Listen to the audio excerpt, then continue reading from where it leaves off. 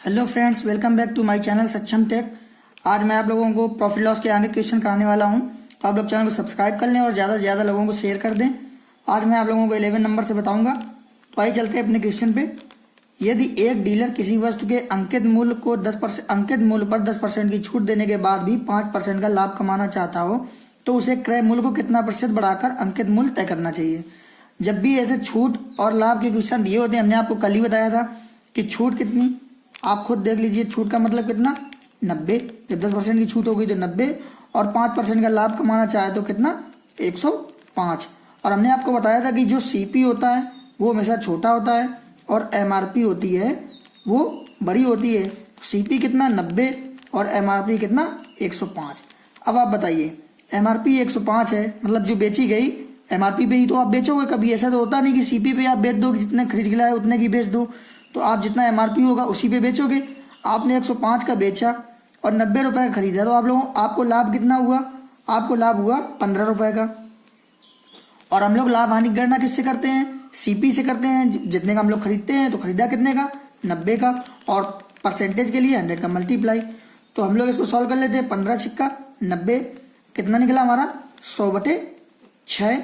इसको काटेंगे तो 50/3, और 50/3 को जब भाग करेंगे हम लोग तो 16 से ही 2/3%।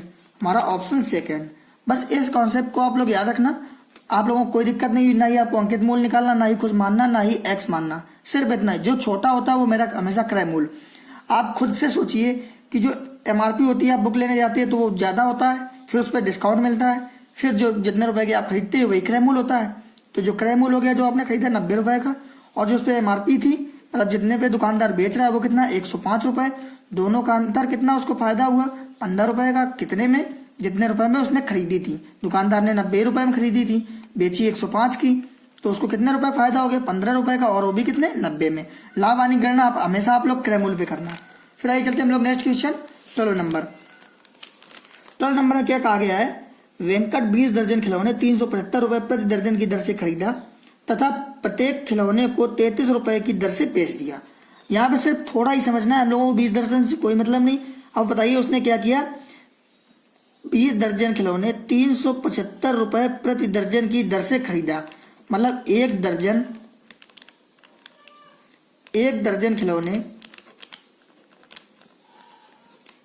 खिलौने का जो सीपी है वो कितना है, 375 रुपए। फिर उसने क्या किया, प्रत्येक खिलौने को 33 रुपए की दर से बेच दिया। मतलब एक खिलौना 33 रुपए का बेचा। तो अब आप बताइए, एक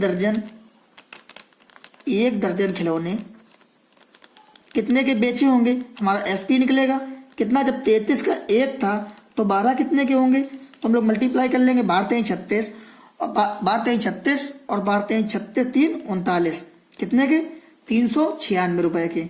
अब आप बताइए, आपको सीपीएसपी पता चल गया। खरीदा कितने का, 375 का एक दर्जन, और बेचा एक दर्जन कितने का, 396 का।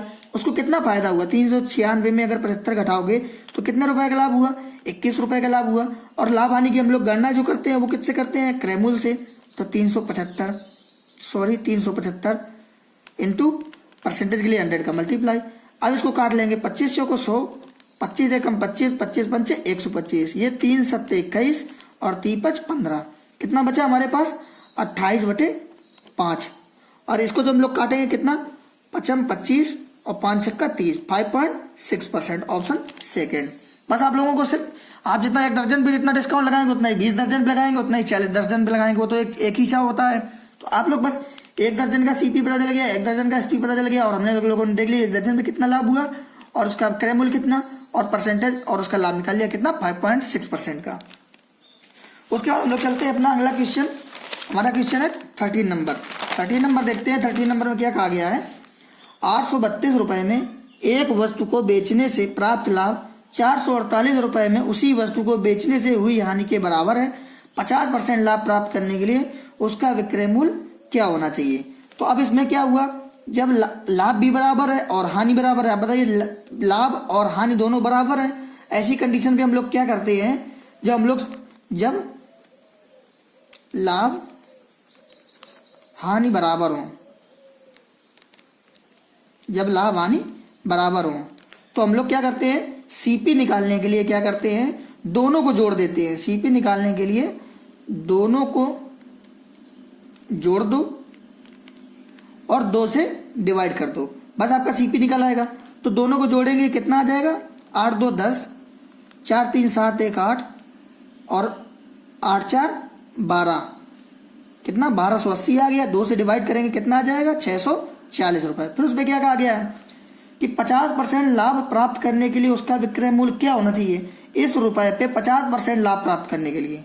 तो 640 का 50% कितना आएगा, 2 से काटेंगे, 2 3 6 3 दूनी मतलब 320 रुपए लाभ प्राप्त करने के लिए उसको कितने रुपए में बेचना पड़ेगा। तो 640 पहले था, फिर 320 रुपए का लाभ प्राप्त करने के लिए कितने रुपए का बेचना पड़ेगा। तो आप इसको जोड़ दिए कितने रुपए में, 960 रुपए। कितने रुपए में बेचना पड़ेगा, 960 रुपए में। फिर आइए चलते हम लोग अपना नेक्स्ट क्वेश्चन 14 नंबर। 14 नंबर में क्या कहा गया है, प्रभु 30 किलोग्राम चावल 17.50 रुपए प्रति किलोग्राम की दर से तथा अन्य प्रकार के 30 किलोग्राम चावल खरीदा तथा दोनों को मिलाकर 18.60 के प्रति किलोग्राम की दर से बेचकर 20% का लाभ कमाया। वह दूसरे प्रकार का 30 किलोग्राम चावल किस दर से खरीदा होगा। इसको करने के लिए आपको मैं एक चीज बताता हूं, जब भी कभी मात्रा दी हो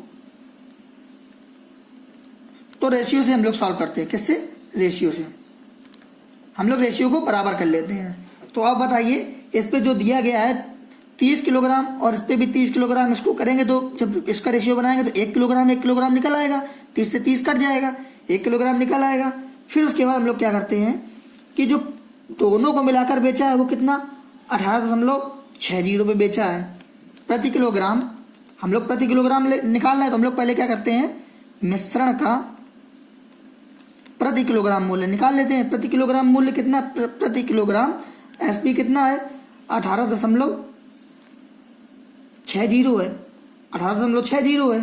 फिर उसके बाद आगे कहा गया है कि जो हम लोग इस पे 18 की दर से बेचकर कितने % का लाभ कमाया, 20% का लाभ कमाया। अगर आपको विक्रय मूल्य पता है और क्रय मूल्य निकालना है तो हमने आपको बताया था कि क्रय मूल्य निकालने के लिए काम नीचे रखोगे। तो 18.60 इंटू 20% का लाभ कमाने के लिए क्रय मूल्य क्या होगा, हम क्रय मूल्य जब निकाल रहे हैं, हम लोग सीपी निकाल रहे हैं, तो हम लोग कितना जो लाभ हानि होगी उसको नीचे रख देंगे। अब हम लोग इसको सॉल्व करते हैं। सॉल्व करने पे ये कितने बार में कट जाएगा, 0 से 0 कट जाएगा, ये 1.55। जब हम इसको सॉल्व करके निकालेंगे तो जो सीपी हमारा निकल के आएगा वो कितना निकल के आएगा, 15.5 रुपए। सीपी कितना निकल के आया, 15.5 रुपए।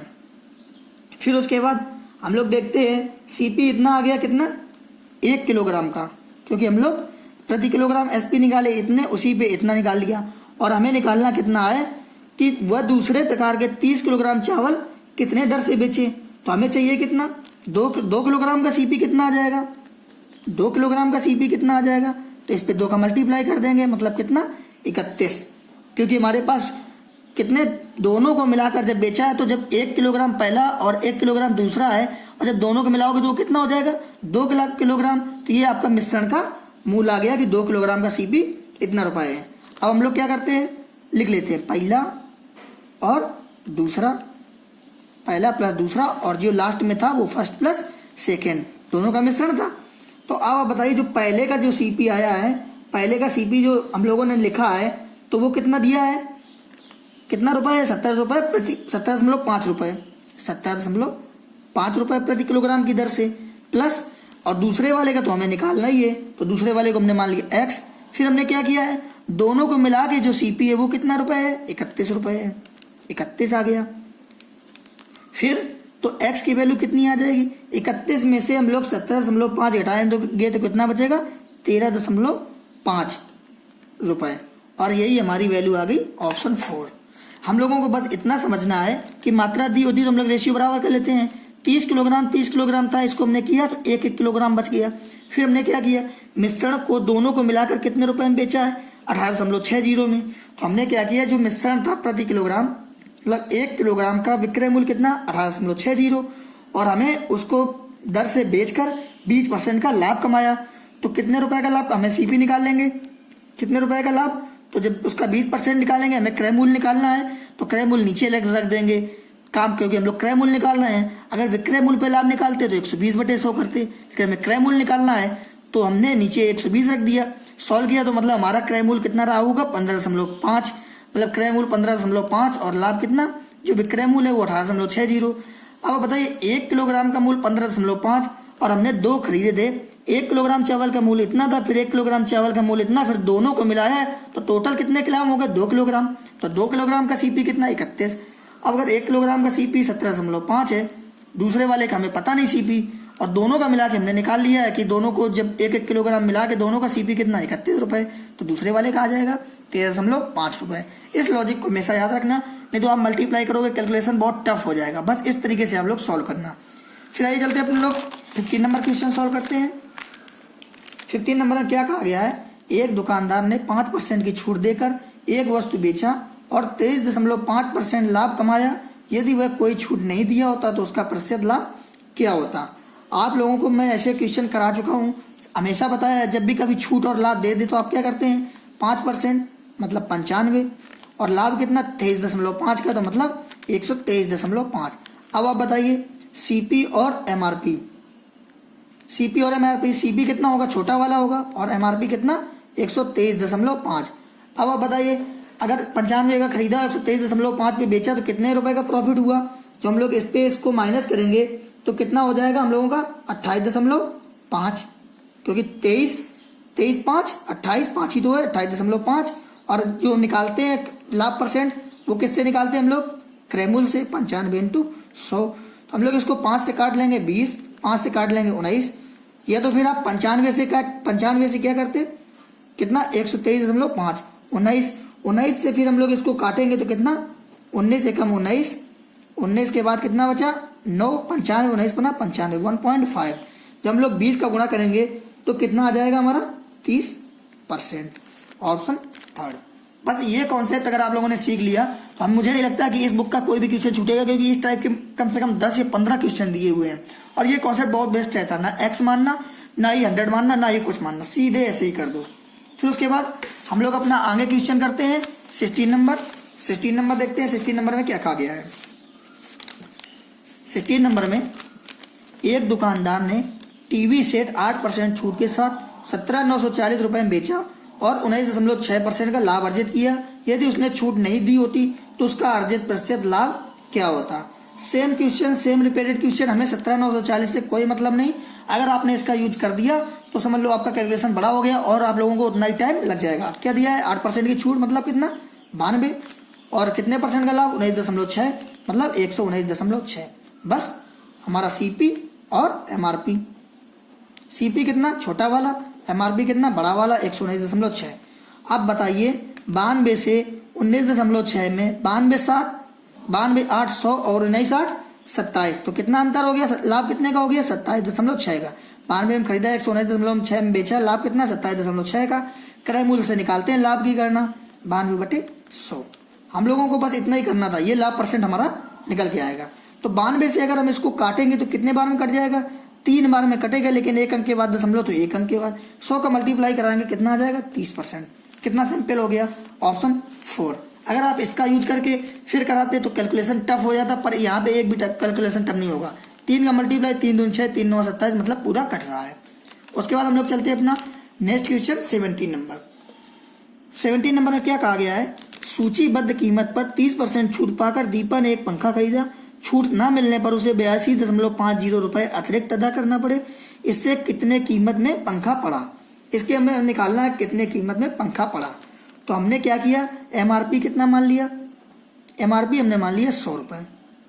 फिर क्या हुआ सूचीबद्ध पे ही हम लोग छूट देंगे, जो सूची मूल्य या अंकित मूल्य होता है। एमआरपी 100 रुपए हो गए, उस पर 30% की छूट पाकर, तो 30% की छूट पा ली तो हम लोग एरो का निशान लगा लेते हैं, हमें कम करना है। 30% का छूट पाकर दीपा ने एक पंखा खरीदा। छूट ना मिलने पर उसे 82.50 रुपए अतिरिक्त अदा करने पड़े। तो क्या हुआ अगर छूट ना मिली होती तो उसे कितना 82.50 रुपए अधिक अदा करना पड़ता। तो आप बताइए एमआरपी कितनी 100 रुपए, 100 पे 30% की छूट दे दोगे तो कितना बचा 70 रुपए का उसने खरीदा। उसने कितने रुपए का 70 रुपए का खरीदा। ठीक, उसके बाद छूट न मिलने पर उसे 82.350 रुपए अतिरिक्त अदा करने पड़ते। अगर हम लोगों को छूट न दी होती तो हमें 70 नहीं 30 की वैल्यू लेनी पड़ेगी। छूट ना दी होती, छूट तो 30% की है, मतलब 30% की छूट ना दी गई होती तो हमें कितने रुपए अदा करने पड़ते? 82.5। वैसे हमें लोगों को कितने रुपए में पड़ी है? 70 रुपए में। एक की वैल्यू कितनी आ जाएगी? 82.5 अपॉन 30, पर हमें चाहिए कितनी? 70 की वैल्यू। तो 70 की वैल्यू कितनी निकलेगी? 82.5 बटे 30 इंटू 70। 0 से 0 कट जाएगा। फिर हम लोग 3 से काटेंगे। 3 से काटने पे 3 दूनी 6, 30 21, 35 15, कितना बचा? 27.5 इंटू 7। 7 का मल्टीप्लाई कराएंगे, 7 पंजा 35, 7 पंजा 35, 7 सत्ते 49, 3 52, 7 दूनी 14, 5 19, कितना? 192.5। कितने रुपए का पड़ता? 192.50 रुपए। अब हम इसको बता देते हैं एक बार और। आपने अंकित मूल्य 100 माना, 30% की छूट दे दी, मतलब 70 रुपए में। लेकिन फिर आगे क्या कह दिया? अगर छूट ना दी गई होती तो 82.50, मतलब जब 30% की छूट दी गई तब 70 रुपए का पड़ा। अगर छूट 30% की ना दी गई होती तो वो 30 रुपए बढ़ जाएंगे हमारे। तो 30% की वैल्यू कितनी? 82.5। तो एक की वैल्यू कितनी? 82.5 बटे 30, पर हमें चाहिए कितने की? 70 की वैल्यू। तो उसे कितने में पंखा खरीदा? 70 की वैल्यू। तो 70 की वैल्यू जब निकालेंगे कितना आ जाएगा? 192.5 रुपए। फिर उसके बाद आइए चलते हम लोग next question 18 number. 18 number solve करते हैं। 18 नंबर में क्या कहा गया है? सिर्फ सिंपल क्वेश्चन है, ये ज्यादा कठिन नहीं है। 12 नोटबुक बेचकर एक विक्रेता 2 नोटबुक के विक्रय मूल्य के बराबर लाभ कमाता है। अब 2 नोटबुक के विक्रय मूल्य के बराबर, वो भी कितने नोटबुक बेचकर? 12 नोटबुक बेचकर एक विक्रेता 2 नोटबुक के विक्रय मूल्य के बराबर लाभ कमाता है। तो मतलब 2 बुकें बेचकर 12 नोटबुक के बराबर लाभ कमाता है, मतलब कितना? प्रॉफिट। बराबर कर दिया हमने, क्योंकि 12 नोटबुक बेचकर एक विक्रेता 2 नोटबुक के विक्रय मूल्य के बराबर लाभ कमाता है। तो आ गया, 2 विक्रय मूल्य के बराबर लाभ कमा लिया उसने। फिर हम लोग इसको सॉल्व करेंगे। सॉल्व कर हम हमेशा रेशियो से सॉल्व करते हैं। हमने जितने भी आपको टॉपिक बताए सब रेशियो सॉल्व किया है। तो विक्रय मूल्य अपॉन प्रॉफिट आ जाएगा। प्रॉफिट को इधर ले आएंगे तो कितना बचेगा? 12/2। अब आप बताइए, 12 रुपए की आपने वस्तु बेची और आपको प्रॉफिट उसमें 2 रुपए का हो गया। तो आप बताइए आपको कैसे पता चला कि 2 रुपए का लाभ हुआ? मतलब आपने कितने रुपए की खरीदी होगी? तो सीपी जो हमारा रहा होगा वो कितना रहा होगा? 10 रुपए। तभी तो आप देखो 10 रुपए की आपका जो खरीदा था, 2 रुपए का लाभ हुआ, मतलब 12 रुपए की बेची, तो सीपी हमारा कितना निकल आया? 10 रुपए निकल आया। अब आप बताइए लाभ कितने का? 2 रुपए का। सीपी हमारा 10 रुपए। परसेंट के लिए 100 का मल्टीप्लाई, 10 दामन 100, 10 दूनी 20, कितने परसेंट का लाभ हुआ? 20% का। तो जो हमारा लाभ आया, लाभ परसेंट, वो कितना? 20%। हमारा ऑप्शन फर्स्ट। आप लोगों को बस इतना ही सोचना पड़ेगा कि 2 विक्रय मूल्य कितने? 12 प्रॉफिट के बराबर है। तो एसपी अपॉन प्रॉफिट कर लिया 12/2। तो अब आप खुद बताइए कि अगर 12 रुपए की बेची और 2 रुपए का लाभ हुआ तो कितने रुपए की खरीदी होगी? 10 रुपए की खरीदी होगी। अब 2 रुपए का लाभ हुआ है, 10 रुपए का, क्योंकि जो हम लोग लाभ आने की गणना करते हैं वो हम लोग क्रय मूल्य से करते हैं। तो 2/10 इंटू 100 कितना आ गया? 20%। उसके बाद हम लोग चलते हैं 19 नंबर क्वेश्चन। एक वस्तु को 96 रुपए में बेचने से प्राप्त लाभ 84 रुपए में उसे बेचने से प्राप्त लाभ का 2 गुना है। अब आप बताइए, अगर आपने बेच दिया, मतलब एसपी कितना? 96, और हमें चाहिए क्या? लाभ। लाभ निकालने के लिए हम लोग क्या करेंगे? विक्रय मूल्य से क्रय मूल्य घटाएंगे। लाभ बराबर विक्रय मूल्य माइनस क्रय मूल्य होता है। तो हमने मान लिया कि क्रय मूल्य कितना? क्रय मूल्य हमारा x है। तो लाभ जब 96 है और उसमें से हम लोग जो हमारा हमने बेचा 96 में है, अगर क्रय मूल्य घटा देंगे तो हमारे लाभ की वैल्यू आ जाएगी। फिर 84 रुपए में बेचा, 84 रुपए में बेचने से प्राप्त लाभ, तो इसमें भी हमें क्रय मूल्य घटाना पड़ेगा तभी तो लाभ आएगा। प्राप्त लाभ का 2 गुना है, यही हमसे कहा गया है। अब लोग इसको सॉल्व कर लेते हैं। 96 माइनस एक्स बराबर, इसका मल्टीप्लाई करा देंगे, 2 चौको 8, 2 8 16, 168 माइनस 2x। फिर उसके बाद हम लोग क्या करेंगे? इसको इस साइड ले आएंगे तो क्या आ जाएगा? x की वैल्यू आ जाएगी 168 में 96 घटाओगे, 8 में 6 के 2, 16 में 9 के 7, x बराबर कितना? 72 रुपए। सीधे हम लोगों का ऑप्शन फर्स्ट। हमने क्या किया है कि अगर क्रय मूल्य x मान लिया, अगर 96 में आपने बेची है, अगर हमने विक्रय मूल्य में क्रय मूल्य घटा दिया तो क्या आ जाएगा? लाभ। क्योंकि जो हमारा फार्मूला होता है लाभ बराबर क्या होता है? विक्रय मूल्य माइनस लाभ बराबर विक्रय मूल्य माइनस क्रय मूल्य। क्रय मूल्य होता है तो विक्रय मूल्य 96, क्रय मूल्य x, तो हमारा क्या निकलेगा लाभ, यहाँ पे भी लाभ और दोनों को हमने बराबर कर दिया और हमारा 72। तो उसके बाद हम लोग चलते हैं नेक्स्ट क्वेश्चन। हमारा नेक्स्ट क्वेश्चन है 20 नंबर। 20 नंबर में क्या कहा गया है, एक व्यापारी ने 1995 में 20% का लाभ हुआ।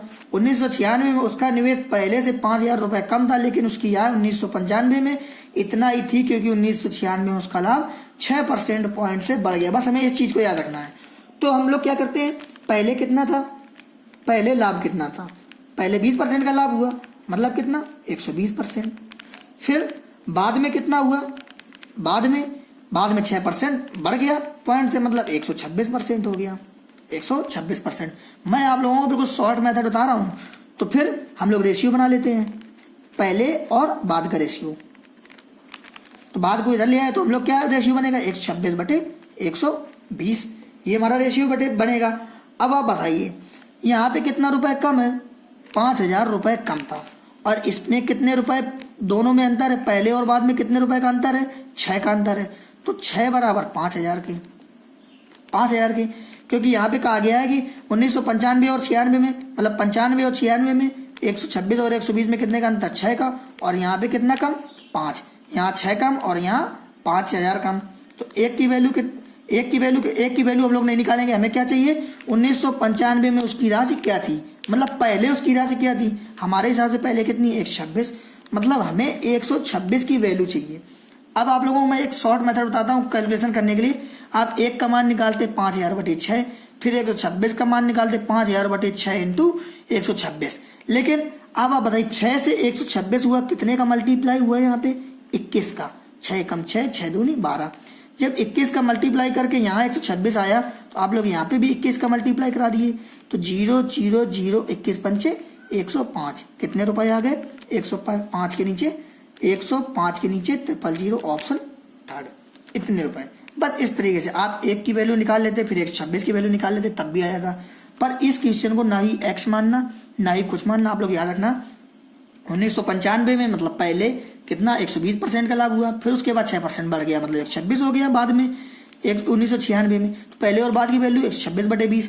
अगर यही कह देता कि 1996 में निवेश राशि कितनी थी, 1996 में कितनी थी 120, मतलब बाद में 120 ही रही होगी, 1995 पहले आता 96 बाद में, तो हम लोग 120 की वैल्यू निकालते।